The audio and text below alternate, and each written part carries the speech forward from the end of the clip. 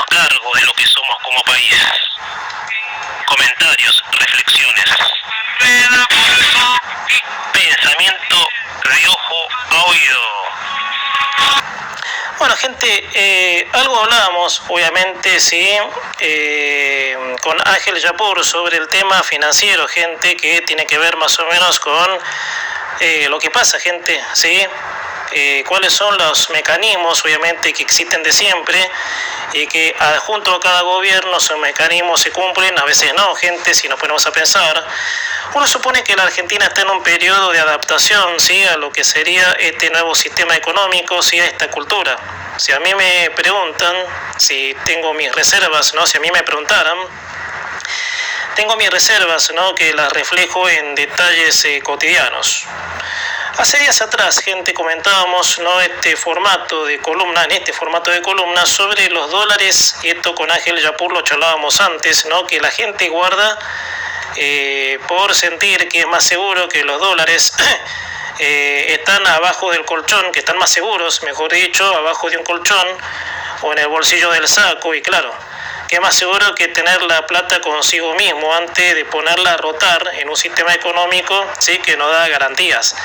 Por eso, qué importante sería que el gobierno comunique esas alternativas, obviamente de confianza, que a mí me digan, sí, pongo los dólares a rotar al sistema, ya sea invirtiendo, comprando, obviamente algo en dólares, ¿no? Qué sé yo, irme de vacaciones, ¿sí? Pensando de que el Estado no va a intervenir en mis decisiones, en mis operaciones personales. En esta línea quiero ir al proyecto que tiene el gobierno, y lo charlamos antes con Ángel Yapur, gente, derivado del ministro de Economía Luis Caputo, que se trata de una medida justamente para que los dólares del colchón se puedan utilizar sin dar explicaciones. El ministro de Economía habló en un programa de streaming y explicó que el gobierno trabaja en una batería de regulaciones para impulsar el uso de divisas extranjeras. Según Caputo, el nuevo esquema buscará que la gente esté mucho más proclive a sacar los dólares del colchón. O sea, claro, ¿qué necesita el sistema, obviamente? ¿Qué necesita el gobierno? Y que haya dólares, que roten los dólares, obviamente, para así bajar el precio de la divisa y así, por supuesto, completar las reservas, que eso deviene de un esquema jurídico, sí, que no asfixie, obviamente, a aquel que tiene los dólares y que hace que los tenga guardados debajo del colchón. A ver, siempre hay que ir a los principios, y esos principios son que haya un sistema confiable sin que el Estado se meta en la interrelación con los privados. Y con esto quiero decir que el principio de base es el derecho a comerciar, ¿sí? El derecho a comerciar, libre comercio, en el cual los privados resuelven lo que sea sin la presencia de un Estado opresor, o sea, el Estado no se mete. El Estado no interviene en tus decisiones personales con tus dólares. Entonces eso es un dote, obviamente, a tener en cuenta a la hora de decir, bueno, yo tengo confianza en este proyecto y la verdad es que, voy a, qué sé yo, a comprar un auto, una casa, alquilar, lo que sea, ¿sí? O sea que, bueno, tengas, sí, que pasar por una intervención del Estado arbitraria, obviamente, que te haga dar miles de vueltas y que te cobre impuestos. Bueno, y gran parte del problema de la Argentina fue ese, tener un Estado que hasta su intervencionismo era quedarse con la riqueza que produce el privado, con gravámenes de impuestos asfixiantes, con cientos de leyes prohibitivas. Entonces, cuando se recurran a restaurar la libertad de comerciar, con el que al privado se le canta, el otro se acomoda solo, gente. O sea, todo el sistema financiero, reservas, el flujo de dólares, obviamente, y la gente lo pueda conseguir al precio, obviamente un precio estable, en pesos, se acomoda solo. Lo importante es que haya dólares en el mercado. Está bien que con el cepo no lo subo, ahora el presidente quiere pedir más en un préstamo, ¿sí? Porque no sé si no alcanza, no sé, no hay mucho detalle de eso, me imagino que en la semana lo sabrá, obviamente. Entonces, gente, como decía, ¿no? Se va a ir acomodando, ¿no? Y será mucho más fácil que esos dólares debajo del colchón entren al sistema financiero, pero mientras no ocurra, lo mencionado antes, El gobierno tendrá la mejor, la pintará del color que sea, pero el privado no va a sacar esos dólares. Vos si no me das a mí un sistema, obviamente, no sé, garantía de confianza, yo lo lamento. No saco los dólares ni debajo del colchón, de donde los tenga en casa, o de bolsillo los saco. Yo no los saco. Primero dame la garantía que voy a tener un Estado que no se va a meter en mis decisiones, obviamente, porque eso en definitiva es obviamente lo que se busca, obviamente. Y el gobierno con políticas, qué sé yo, sustentables, obviamente en el tiempo que vive, porque esto sigue siendo, gente, aunque parezca irónico, sigue siendo por supuesto una batalla cultural. Ahora, gente, metiéndome en otro tema, gente, se da a conocer un dato preocupante, gente, que de chicos de tercer grado de la primaria que no comprenden un texto. Bueno, no es nuevo, sí, de que chicos en edad escolar no interpreten lo que leen, y lo más grave del asunto, toda una seguidilla de años. Bueno, la educación argentina en sí es una de las más atrasadas del mundo. Bueno, ítems que mencionar hay muchos, pero es como lo dice el típico dicho: todo va al compás de todo. ¿Y por qué en esa línea no iba a ir la educación? Si no hay cultura de trabajo en un país, muchísimo menos hay educación. Bueno, te decía, un número alarmante se dio a conocer con las evaluaciones Aprender que se le tomaron a chicos de tercer grado de la primaria. Este mecanismo fue instalado en el gobierno de Macri para medir desde esas pruebas el nivel de aprendizaje y calidad de enseñanza, que a partir de esos resultados se iban a incorporar lo que se llama jornadas de capacitación docente, pero los sindicatos docentes han metido mano en eso y nunca se hizo. ¿Sí? El señor Baradel, uno de esos, para decirlo así. El dato que da a conocer la prueba Aprender del año pasado a chicos de tercer grado de la primaria es que más de la mitad de los alumnos de ese nivel, de tercer grado, tiene déficit en la lectura y hay una brecha muy fuerte entre ricos y pobres. La evaluación se tomó a mitad del año pasado y como resultado arroja que el 55% de los chicos de tercer grado no logró los objetivos de lectura para sus edades. La diferencia en el rendimiento lector entre los alumnos más ricos y más pobres es muy grande, mientras que 7 de cada 10 chicos de los sectores más altos, que sea el 66,8%, logra los objetivos al mismo tiempo que los más pobres, 3 de cada 10, 32% solamente logra los objetivos. O sea que acá no hablo de ricos y pobres, gente, sino, bueno, la encuesta está diseñada así, por eso yo retiro ese... No critico al que hizo la encuesta, por supuesto, que se me interprete bien. Saco, sí, de que es entre rico y pobre, sino chicos, porque si un pobre, obviamente, para seguir en esa línea, comprende un texto y un rico no lo comprende, entonces no es un problema del que sea rico o pobre, hay que sacarse eso, pero bueno, vuelvo a repetir, no criticando el formato de la encuesta. Y eso es grave, porque eso demuestra el gran déficit que hay en el aprendizaje después de tener gobiernos que retiraron la exigencia en las escuelas, como decir, el kirchnerismo eliminó la repitencia. En los 90 no había que exigirle al chico la lectura en voz alta, y recuerdo que yo tenía un profesor en la secundaria, ya fallecido, que siempre lo decía, el gran error, ¿no? Y esto, gente, se relaciona un poco a lo que te decía antes, ¿no? Vieron que en algún punto todo se conecta. De cuando a la primaria, en los 90, sacaron el libro de lectura, obviamente porque al chico no se le podía exigir. Un profesor mío de la secundaria decía, ¿y por qué los padres no reclamaron eso, obviamente, no? ¿Por qué los padres no reclamaron de que en las primarias, obviamente, que eso por supuesto competía al gobierno, sacaron la lectura comprensiva?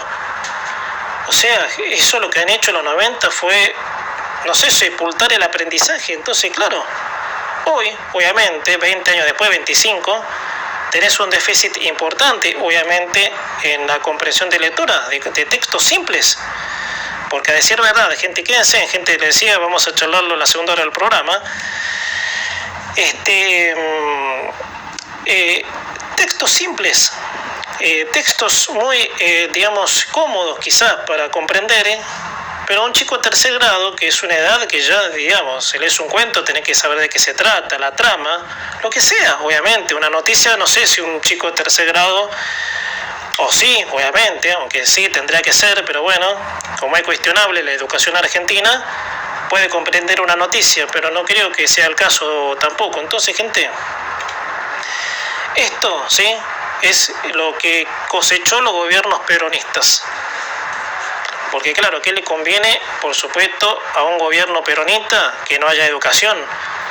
Para que esas generaciones de 20 años de kirchnerismo, el día de mañana dependan de lo que el Estado quiera, obviamente. Y recién decíamos sobre la intervención del Estado.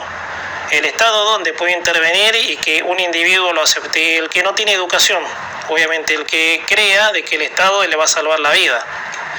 Entonces, gente, es compleja la situación cultural y bueno, el gobierno, por supuesto, los gobiernos peronistas, kirchneristas, se han encargado de tirar la educación.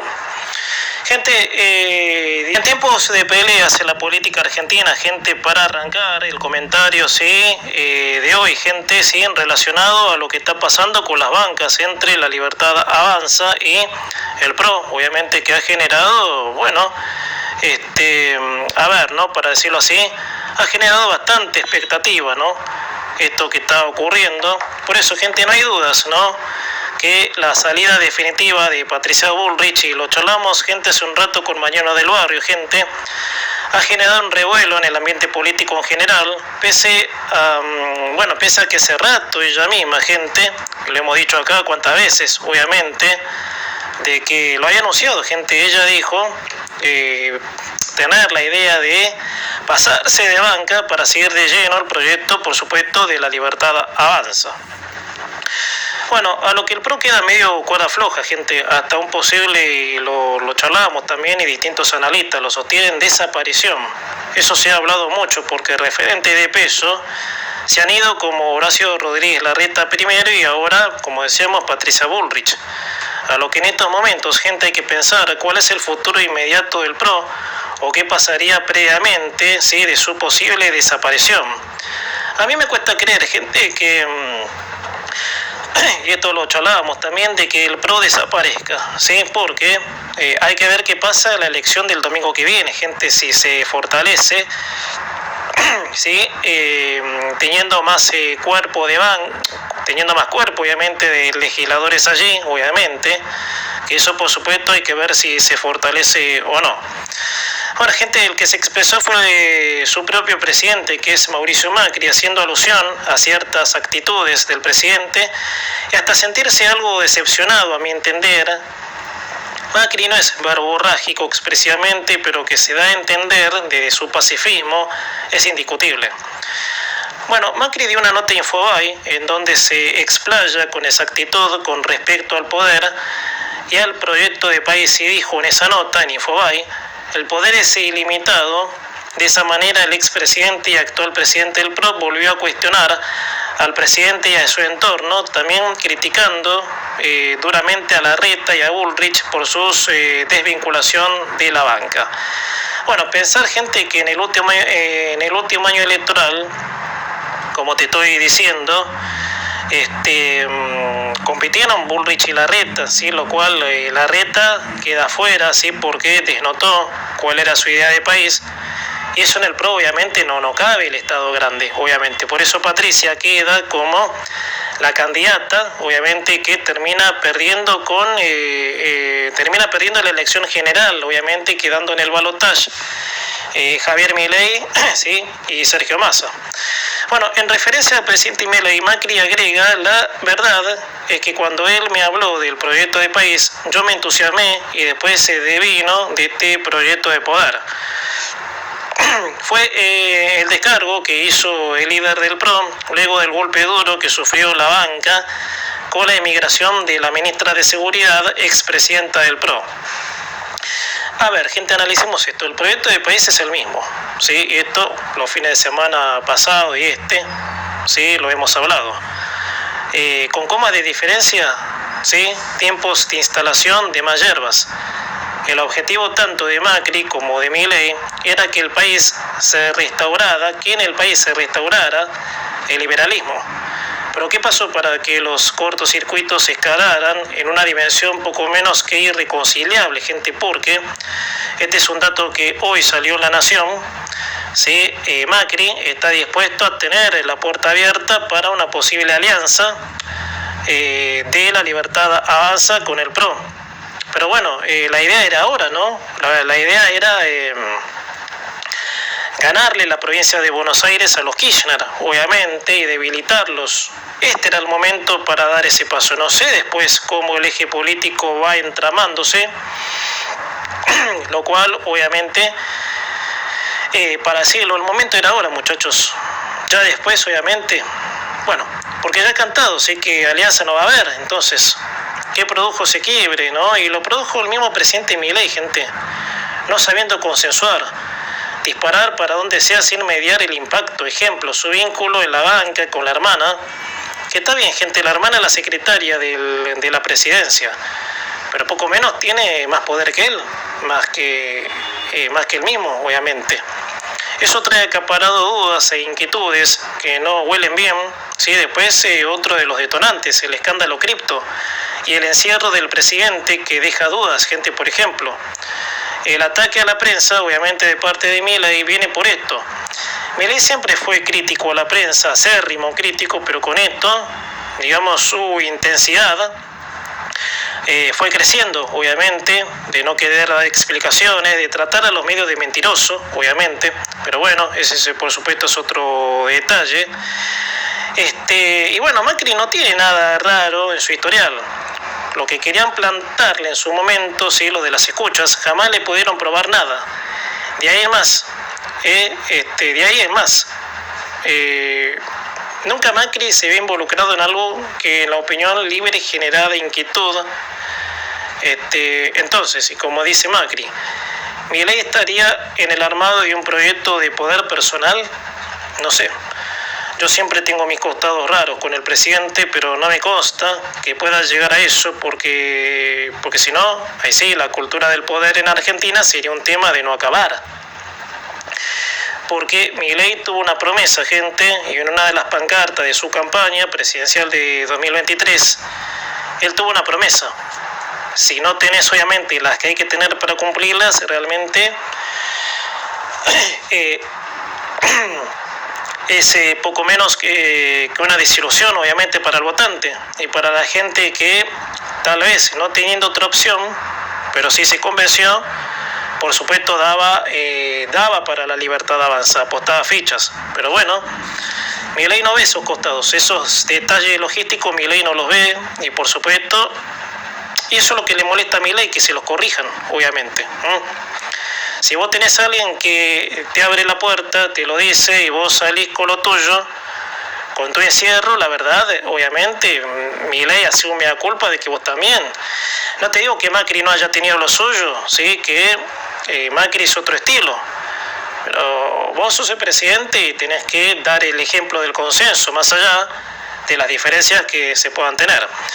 Bueno, gente, para redondear la sección Pensamiento de Ojo Oído de este fin de semana, gente, gente, en otro tema, yo creo que la indignación mayor, esto ya hablando de lo que fue la caída del proyecto Ficha Limpia, que se cayó. Ese proyecto era para que sea ley, ¿sí? Para que sea ley, que no se pueda postular personalidades de la política que tienen causas de corrupción.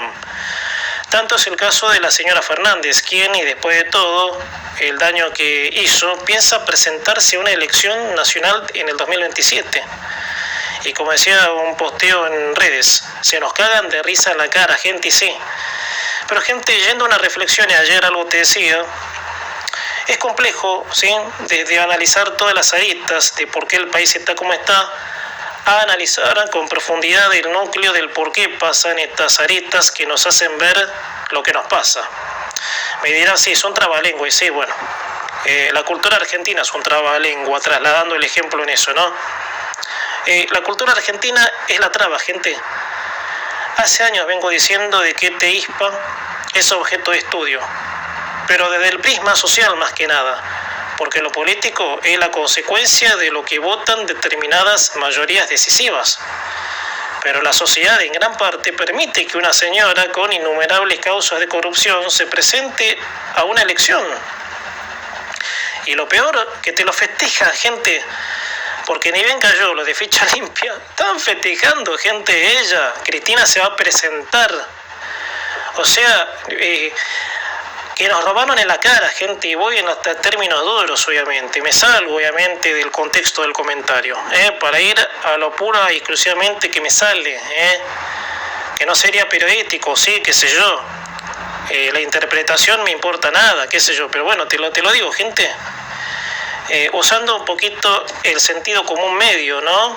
La gente que nos robó en la cara, la gente que nos dijo en la cara de que porque los votó la mayoría, podían hacer lo que quieran, son los mismos que cagándose de risa te dicen festejamos porque Cristina se puede postular. Pero la sociedad, gente, está bien, lo del robo lo hicieron, han hecho obviamente lo imposible para dejarnos en un ser cultural paupérrimo, pero la sociedad votó esto, gente, entonces, a ver, ¿no?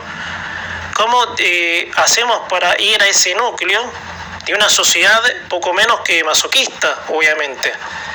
O sea, ¿qué tiene una sociedad a la que permite que gente nos diga en la cara, poco menos, festejamos, y la persona que se robó miles de millones de dólares en una sola causa, vialidad, cuyo fallo, yo no sé por qué no queda firme, pero ¿a qué voy, gente? A lo que te decía, la sociedad lo permite. La sociedad le deja pasar a esta persona todo. La sociedad le deja pasar a esta persona que se adueñe del país. Que todo el ánimo de un país pase por su traste. Pero esos mismos, obviamente, que ven al vecino progresar, los tratan de oligarcas, de garcas, que son unos hijos de puta, disculpe la expresión.